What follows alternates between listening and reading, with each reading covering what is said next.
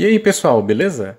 Aqui quem fala é o professor Tiago e na aula de hoje vamos aprender sobre as substâncias. Bora lá? Quando dois ou mais átomos instáveis se juntam com o objetivo de alcançar a estabilidade, acabam formando uma estrutura chamada de substância. As substâncias podem ser classificadas em dois grupos: as substâncias simples e as substâncias compostas. Vamos então para as substâncias simples.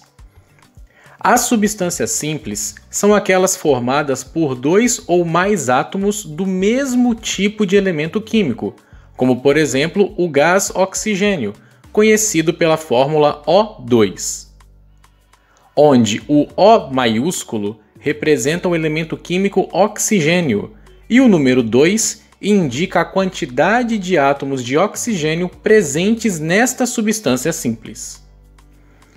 Portanto, o gás oxigênio, O2, é uma substância simples formada por um tipo de elemento químico, o oxigênio, e um total de 2 átomos de oxigênio. Outros exemplos de substâncias simples são o gás ozônio, O3, que forma a camada de ozônio presente em nossa atmosfera.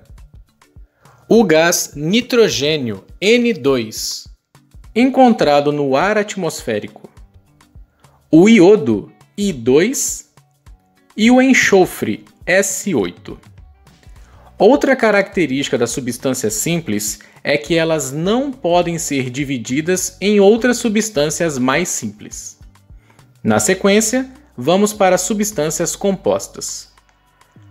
As substâncias compostas são aquelas formadas por dois ou mais átomos de elementos químicos diferentes, como por exemplo a água, conhecida pela fórmula H2O, sendo formada por dois átomos do elemento químico hidrogênio, H, e um átomo do elemento químico oxigênio, O.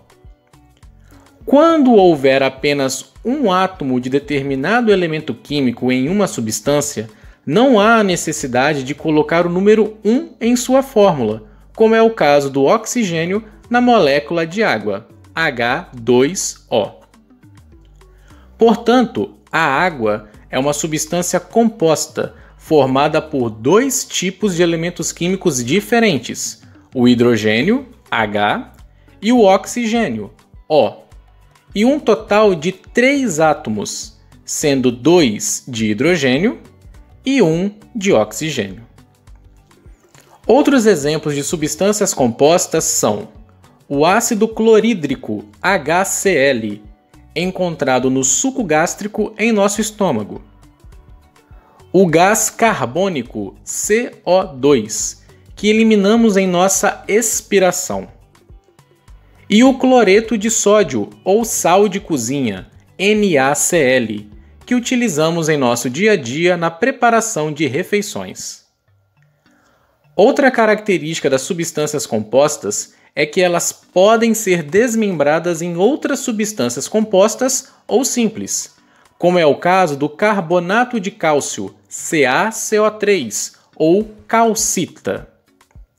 Uma substância composta formada por 3 tipos de elementos químicos: o cálcio, Ca, o carbono, C, e o oxigênio, O, em um total de 5 átomos, sendo 1 de cálcio, 1 de carbono e 3 de oxigênio.